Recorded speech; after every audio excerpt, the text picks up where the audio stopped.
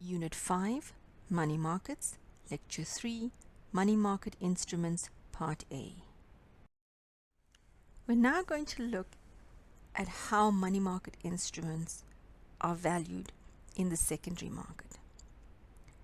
Now we know that the money market instrument is issued in the primary market, but if the original investor is no longer interested in holding this instrument to maturity, they can sell it in the secondary market, and that's the market where investors trade with each other. The important thing to remember and understand here is that the maturity value that is calculated when the primary market transaction occurs remains unchanged no matter how many times this instrument changes hands in the secondary market. So in our previous example, we looked at a maturity value of 1,039,780 Rand and 82 cents. That maturity value remains unchanged no matter how often that instrument is traded. The way that maturity value is used in the secondary market calculation is that it is discounted, and it is discounted for the number of days that is left until that instrument matures, and the discount rate depends very much on prevailing market rates. So the maturity value is still unchanged.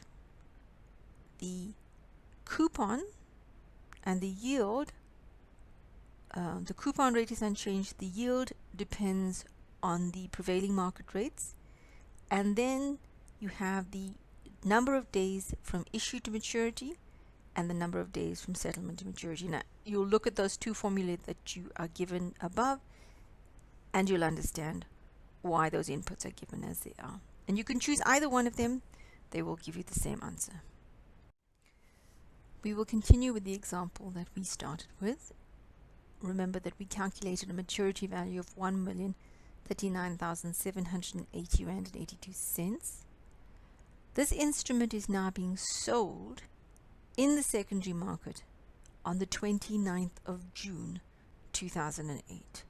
It still matures on the 31st of July 2008, and the number of days that there are between 29 June 2008 and 31 July 2008 is 32.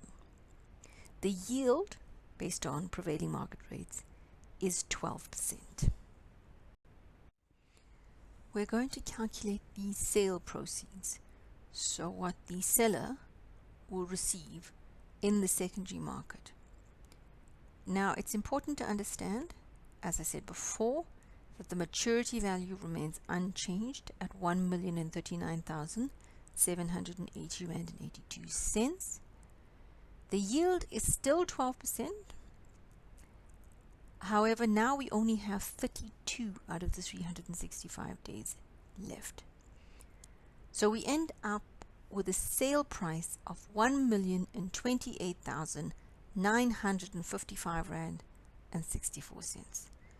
So the investor who invested in this instrument and paid R1,000,000 Rand for it in the primary market will receive 1,028,955 Rand and 64 cents when this instrument is sold in the secondary market.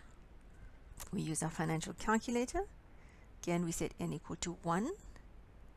The interest is adjusted, so it is 12 times 32 over 365. There is no payment.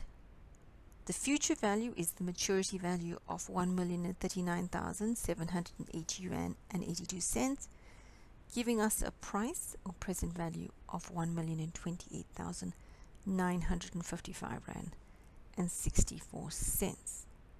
What is interesting is that by holding this instrument for the number of days, the investor has generated an accrued interest amount of 28,955 Rand and 64 cents.